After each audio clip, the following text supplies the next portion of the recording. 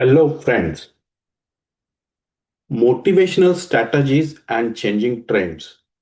Under this podcast series, this is next episode.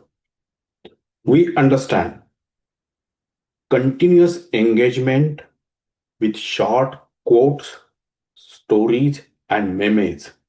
That's the key to maintain and build motivation.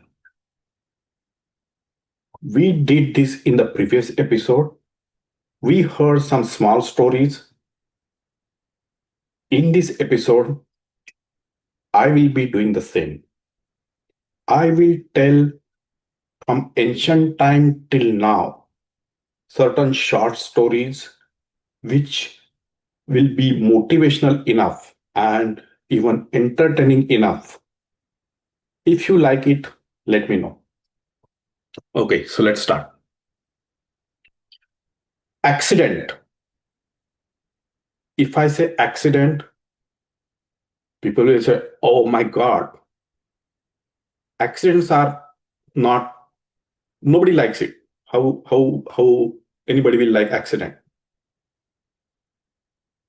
But if I tell you several great inventions happened accidentally. Several great things happen accidentally. How about it? If you want to say coincidentally, that's also okay. But you got the point. So either accidentally or coincidentally.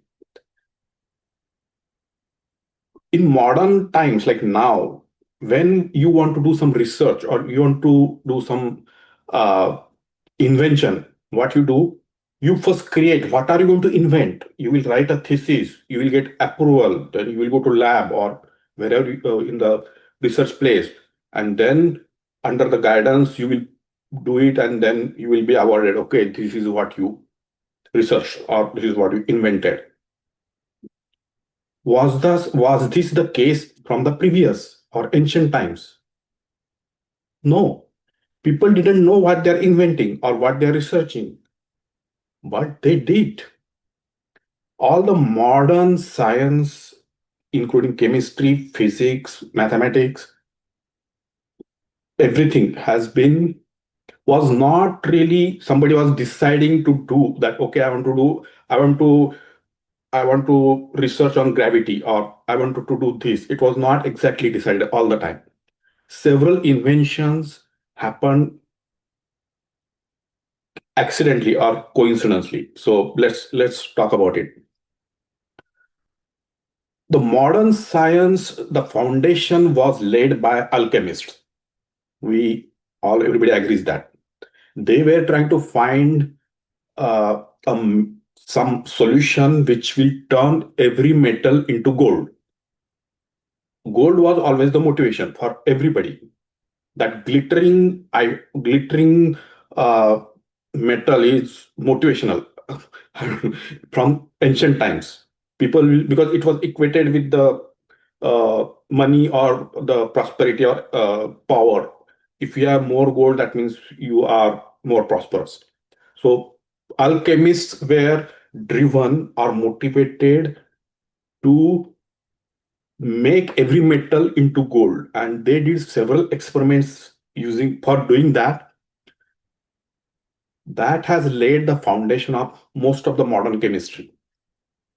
Apart from that, they were trying to find some solution which will dissolve everything. So if you put anything into it, it will dissolve. They were successful up to some level. They made I would call like a combination of sulfuric acid and nitric acid. So it was say they were calling it as a king of acids, and most of the stuff at that time was getting dissolved into that. Those were all done or experimented, and that becomes the foundation of whatever the next thing what we see right now, or what are all the modern things we see.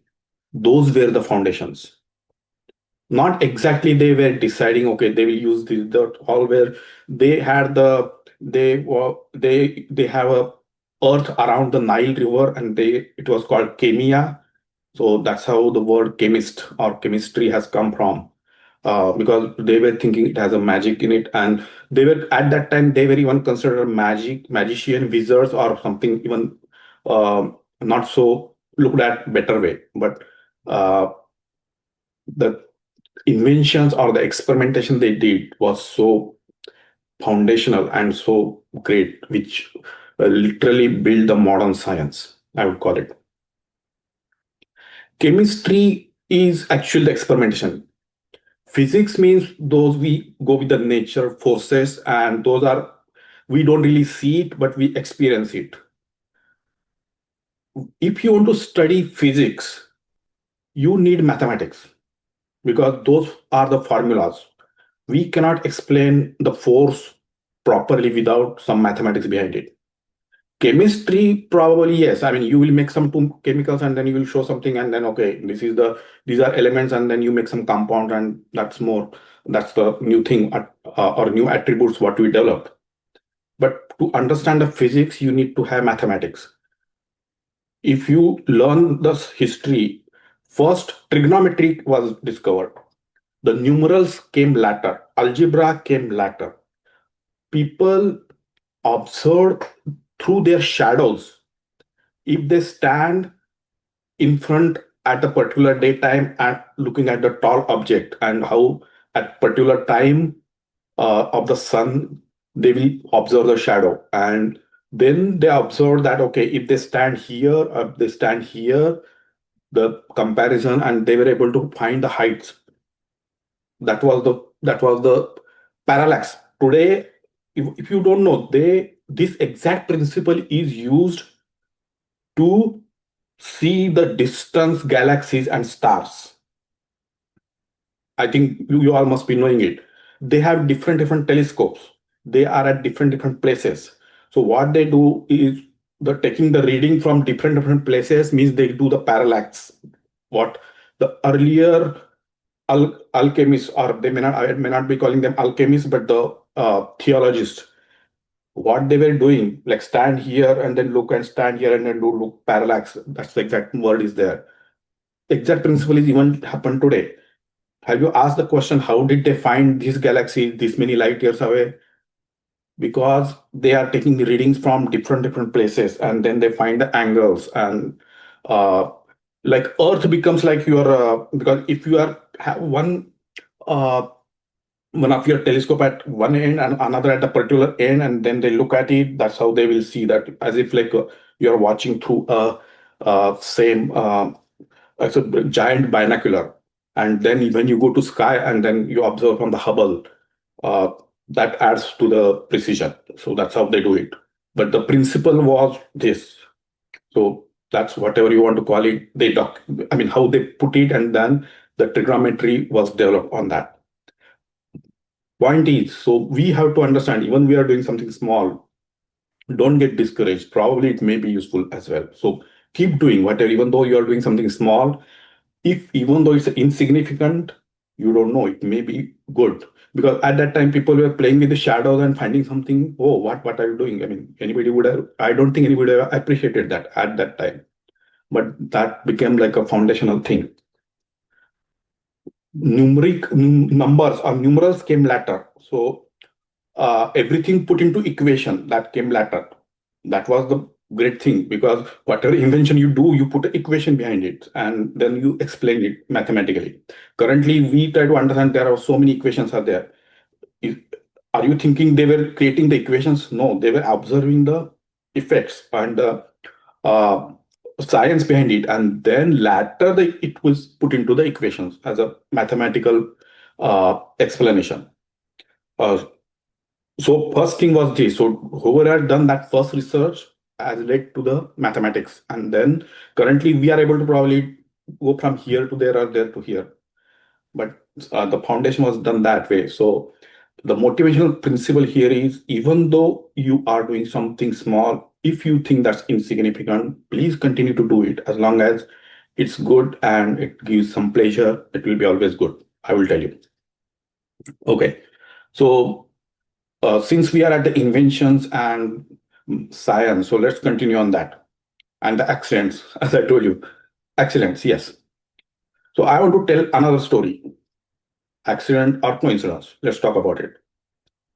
Modern industrialization. It started with the invention of uh, what you call as a steam engine. Before that, it was driven by horses and the carriages, and mining was so difficult, or any other thing were so difficult. The how James Watt found the steam engine. What was the principle? The story attributed like this, so you will like it. The story says that James Watt, when he was like in his student age or something, he was making tea. I mean, that's what the story said. I stories can be coined later, but whatever story I'm telling, that's what I read. He was making a tea in his kettle and he forgot about it. The kettle has a stopper. After some time, when the water boiled, it threw the its stopper, and then he heard that he some sound happened in the kitchen, so he ran there. The incident was simple, but he understood how the stopper of the kettle throw away the power. So he observed the steam. If you capture the steam and pressurize it, then it can do something. That's the principle has been used in the first steam engine. There must be some other research must be going on at that time. They must have some other engine, and then they started using the steam. But the story attributes to here again, small thing, but turn into so big. After steam engine, probably the Stephenson rocket and some other thing came, which really drove the industrial revolution, and we know that that's how the modern science started growing. So that was one of the motivational stories, I could say. Even though something is small or accidental, but probably maybe impactful in a good way. Let me tell you more. This time we will go to some different one. It was already, or generally it was been said that like religious figures has kind of a stopper to the science, and they don't like inventions. We have some stories about Galileo and some other people. It's not always true. Do you know? I can tell you one scientist name. Do you know who is?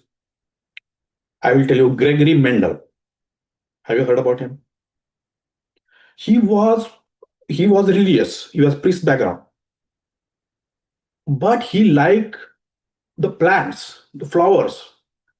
He did the experimentation and the hybridization, because he was able to pollinize the different types of the plants. And this is the modern your entire agriculture, or the new plants what we developed right now, which are producing so much output. Those were that was the first probably the scientifically done way, and the person was a religious priest background, but he was doing experimentation on the plants and doing the pollination and then making the better of the plants out of it. So I would say the botany, what we learn or the students learn today, those were coined at that time. So that is probably uh, somebody has a hobby, and probably through accident he understood if you do some the cross, and then he can make a hybrid of the better plant. Uh, so that was a great thing. If you want to talk about accident, yes, this is the great example. I will tell you now. Listen to this. Rubber, right?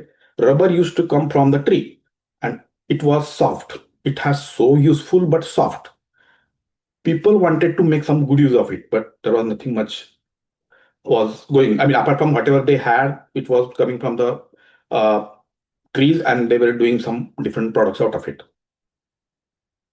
Goodyear, Charles Goodyear, we know he was experimenting it, and he devoted all his life for that. One day there was some accident happened, literally accident happened, and all his experiment gone west. He found a very hard stuff substance has been formed through whatever he was doing, and that hard substance is our tires. Those are our tires, our car tires, or all our vehicle tires. That's the artificial rubber.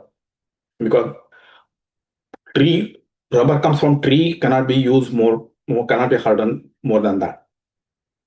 But he got that accidentally, and then he got a patent. But so we know his name is there on the tire, and but he did not get. Probably it was enhanced later by some other his competitors and companies, but it was found that way. So very motivational and inspirational. Let's continue on that line.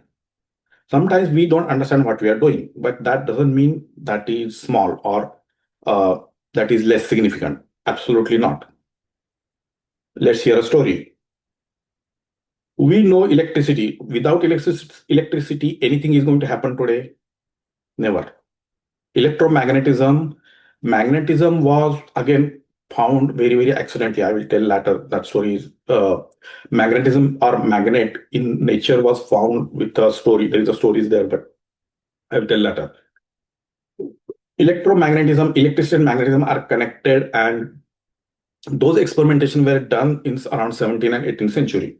But nobody really doesn't care. I mean, we are going to farming, we are having cattle, we have to do this. Who cares about electricity and magnetism?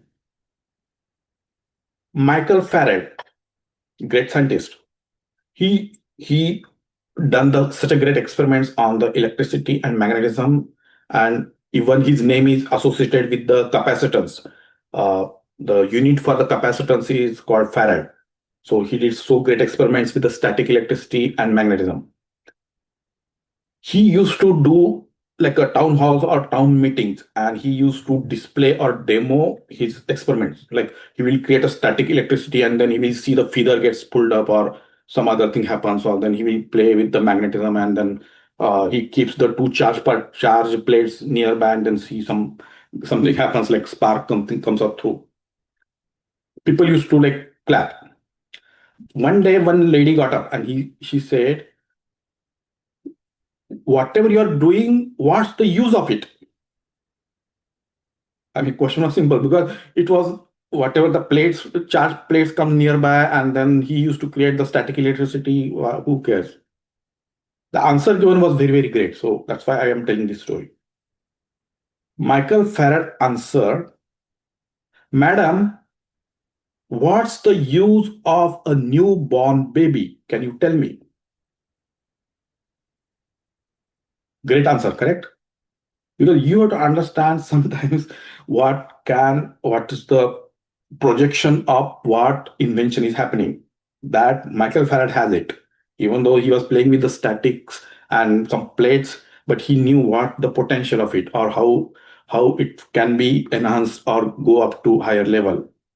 Not everybody will have that vision or understanding because they may be in different paradigms, but that doesn't shortens or makes less what you are doing. So if you understand what you are doing is good, great, keep your vision. That's the point.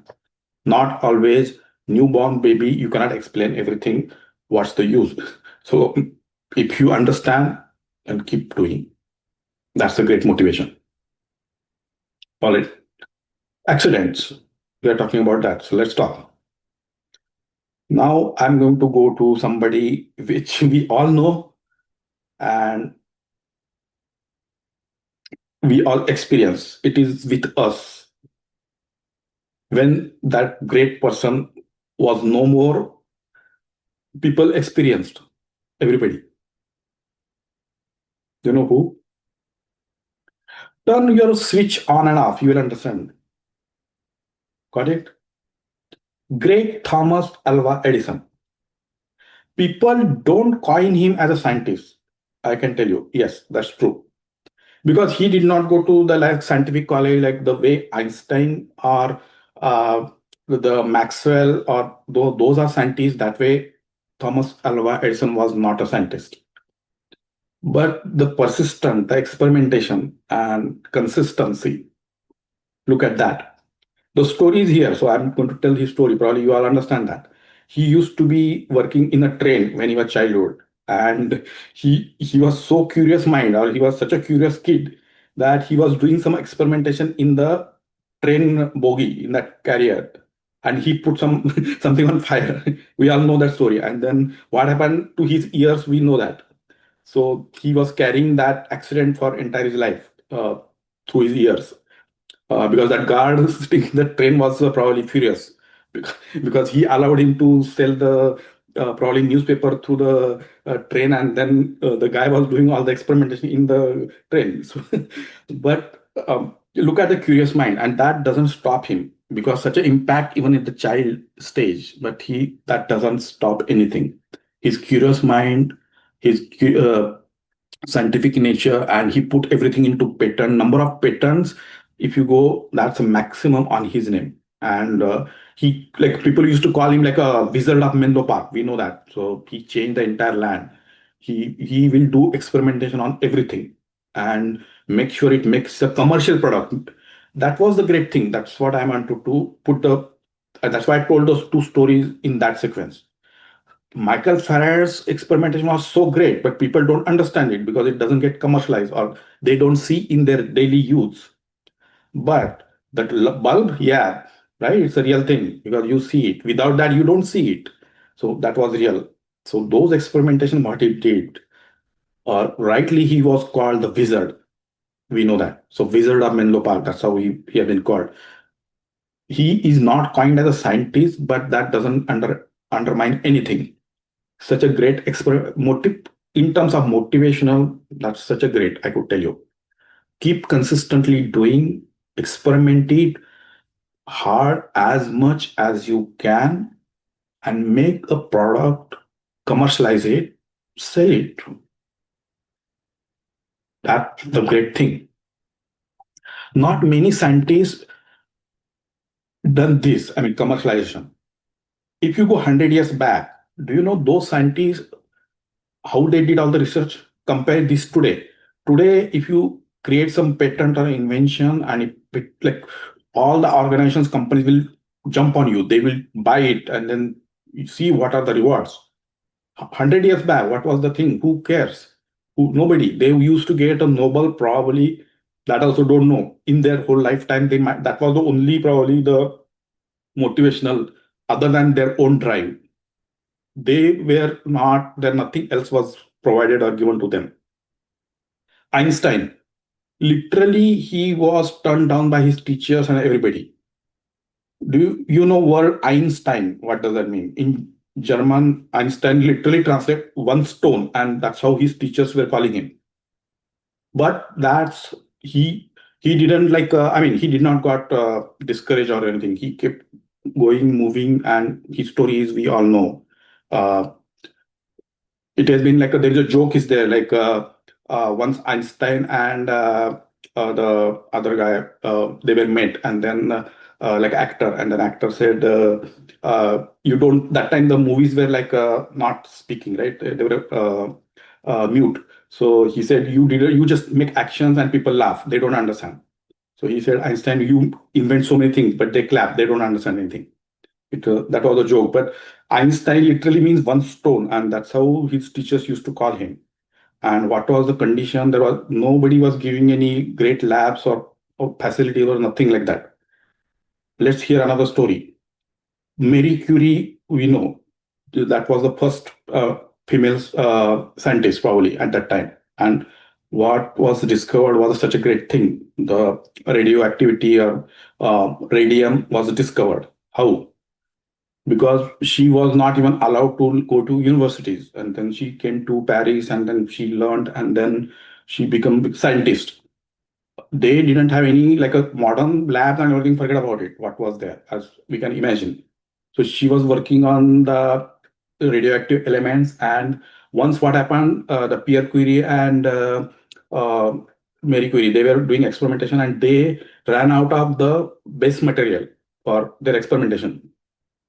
So they needed the pitch blend. Pitch blend was the mineral, or that the raw material is required, which directly comes from the mines.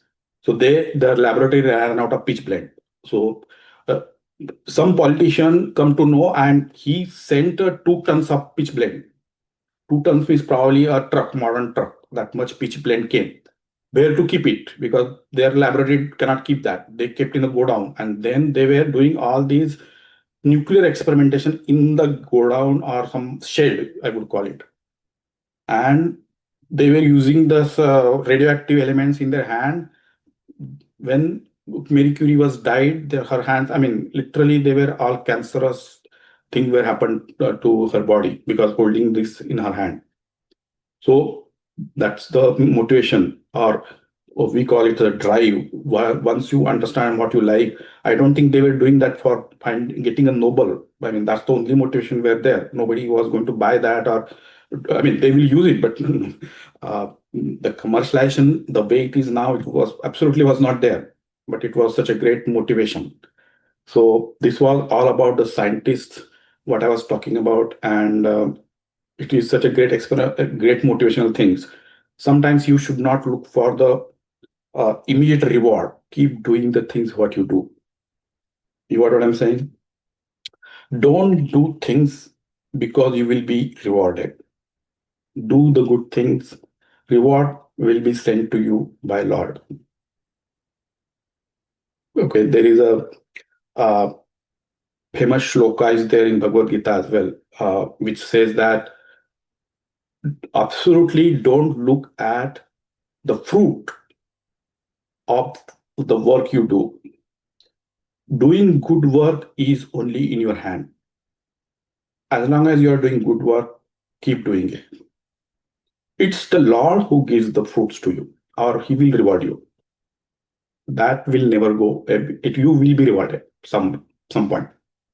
That's the motivation. All right. So today's episode probably I put more because I'm getting more stories. I just remember right now, because I always tell something ancient, and why not today's thing?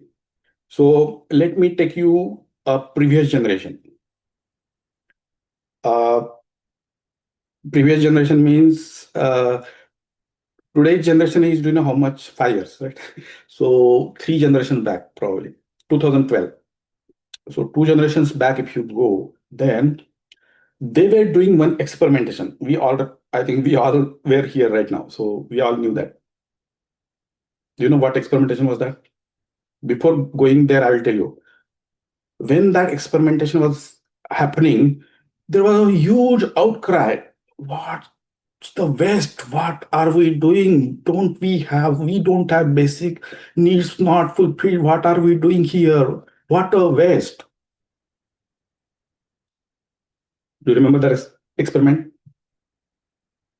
Yes, that Henderson Collision Laboratory, they were building under the Alps. Do you know? They were building the 1 kilometer, or I think 10 kilometer underground tunnel, and then they are going to bombard the electrons, protons underneath. So people were crying on that because there's a huge price tag was there. But that, do you understand how great that experiment is? Because we do waste on everything. If you go to earmarks, all waste.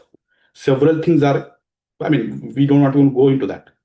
This is such a good, great thing, but people jumped on it. But now they understood. Using those colliders, particle colliders, now we are able to get what exactly happens in the stars, in the universe, and that leads to unlimited energy. Without that proven experiment, everything was in theory. The string theory was in theory. It was mathematics or some logic, theologist. It couldn't prove it. The Higgs particle couldn't prove it unless you do that experiment. You have to collide those particles and create those smaller things or whatever happens. Uh, Higgs boson, how that was only in theory. Higgs boson is not new. It was 60 years, probably more than 60 years, it was coined. That concept was coined. But we didn't know. Other than theory, it was not accepted. But with that collider, we are not able to get it. There is that gravitational wave detector is there. Again, people cried over it, but such a great experiment, because all this is going to lead to create unlimited energy. So if you are following now, we see the quantum theory. Quantum theory was developed 100 years ago, but not implemented or proven the way we are doing now. So we are able to go to the unlimited energy. Unlimited energy means, you know what? We have so many problems, say water. If you have unlimited energy, take one unlimited energy. Ours is a watery planet, and we are lacking water at least some regions. See, it was that easier. If you put this research is going to help so much. Technology will help. Technology will solve the material problems what we have. I think I mentioned in my previous podcast as well. Technology is not always for luxury or any other thing. Technology can solve the material problems as well, or technology will solve the material problems.